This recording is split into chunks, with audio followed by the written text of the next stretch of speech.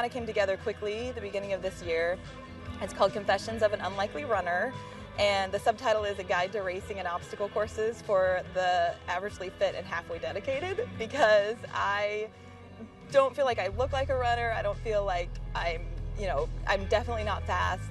So it's kind of my way of encouraging other people who feel like they can't really be a runner or they can't finish a race because they're not thin enough or not fast enough. Well, that was Dana Ayers, and she has a mission to help aspiring runners reach their goals. And the journey leads right here to Great Day, Washington, to talk about her new book, Confessions of an Unlikely Runner. Dana Ayers, welcome to the show. And you seem like a fast person. Thank you. Am I wrong? Thanks for having me. Oh, yes, like you are lightning. very wrong. Well, tell me, how do you keep on track? Obviously, this is a big time of the year. All the gyms are full, and the running tracks are full. How do you keep them going? Sure. Yeah, absolutely. A lot of people want to do their first 5K this year or their first marathon. And I wrote the book because I call myself a back of the packer, and I think a lot of people can relate to that because people feel like running community and racing is all full of these super skinny, super fast, crazy people. And it's not. There's people of all paces, there's people of all shapes and sizes.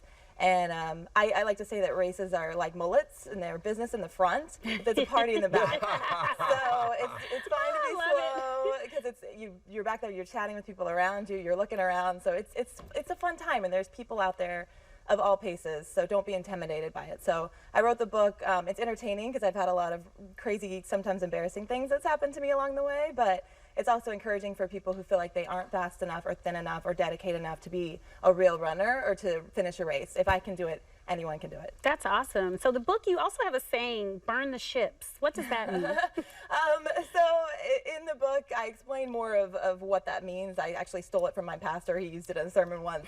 But the point of it is that you cut off your retreat options. And so the way I do that with running is I sign up for a race. You don't think about it. Don't overanalyze it. Don't worry about, oh, how am I going to get the training done? Just find a race you want to do, hit the register button, and first, you're paying money. So I found that when you put money down for something that you're a little more dedicated to it. Second, it gives you a goal, and the training falls into place after that. Once you get that target, it really helps you lock in, and then you hit the trail more often because you've got something to work towards. So you have to make a decision, though. You can't just think about it. You've got to cut off your retreat options at some point. Can you make it fun, though? Burn the ships. A lot of people want to make it fun. Training is a drag. I apologize if it offends anybody here. You're right. How do you make it fun? Absolutely. No, it is. The struggle is real, but the benefits of running and racing far outweigh the struggle. So I have to use tricks to get myself to keep training. One of them, I'm holding it. I have a chapter called Tricks, Floss, and Zombies, and so I use weird tricks to get myself out there. And one of them is I find floss sticks. I don't know why.